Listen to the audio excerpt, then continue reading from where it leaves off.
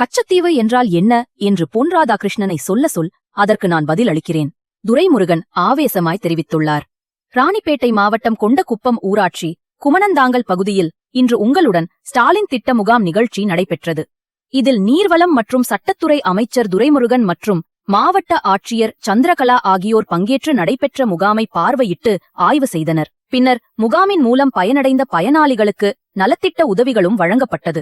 முடிவில் செய்தியாளர்களுக்கு பேட்டி அளித்த துரைமுருகன், அரசு பள்ளி செயல்படும்போது நடைபெற்ற உங்களுடன் ஸ்டாலின் திட்டம் முகாம் நிகழ்ச்சி குறித்த கேள்விக்கு ஒரு நாளில் மாணவர்களின் கல்வி ஒன்றும் பாதிக்கப்படாது என பொறுப்பற்ற முறையில் பதில் அளித்தார். அரசு பள்ளி செயல்படும் போது உங்களுடன் ஸ்டாலின் திட்டம் அரசு பள்ளி வளாகத்திலே மாணவர்களுக்கு செயல்படுது சார். நீதானே சார்ந்திருக்காங்க, நீதானே பள்ளியோட ஆரம்பம். ஒரே நாள்ல பாடம் அப்படி நடந்துடும். இடையூறு ஏற்படுதான்னு சொல்லிட்டு அதெல்லாம் இடையூறு மாணவர்களுக்கு ஒரு நாள் ஆயிடாது, ஒரு நாள் ஆகாது. அதே மாதிரி இந்த கரூர் சம்பவத்தை திசை திருப்புவதற்காக முதலமைச்சர் கச்சத்தீவு குறித்து பேசுவதாக முன்னாள் மத்திய அமைச்சர் பொன் ராதாகிருஷ்ணன் தெரிவித்திருக்கும் கருத்திற்கு கச்சத்தீவு என்றால் என்ன என்று பொன் ராதாகிருஷ்ணனை சொல் அதற்கு நான் பதில் அளிக்கிறேன்.